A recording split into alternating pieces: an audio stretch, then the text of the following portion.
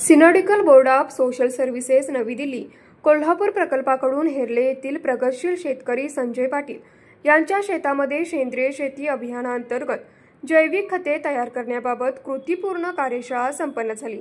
या कार्यक्रमास प्रकल्प समन्वयक योसे पावळे यांनी सेंद्रिय शेती ही काळाची गरज असल्याचे मत व्यक्त केले।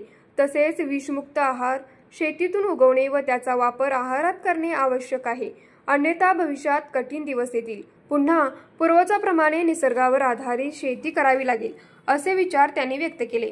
मिलन कामत हेरले कृषी अधिकारी पूजा येजरे यांनी कौशल्यपूर्ण मार्गदर्शन केले। नांद्रे येथील प्रगतशील शेतकरी मधुकर साळुंखे, जैनापूर येथील सुनील कांबळे, मिलिंद कांबळे यांनी जैविक खतांचे प्रात्यक्षिक दिले।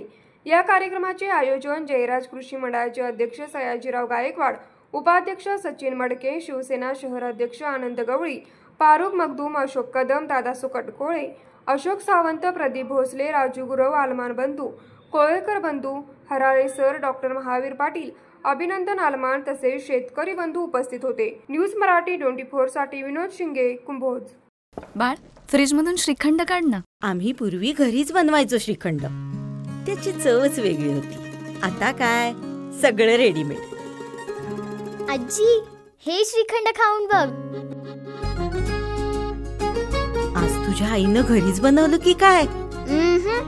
हे आहे गोकुळचं श्रीखंड। अगदी जिभेवर रेंगाळणार। जिभेवरच नाही तर मनावरही रेंगाळणार। गोकुळ श्रीखंड, मनावर रेंगाळणार।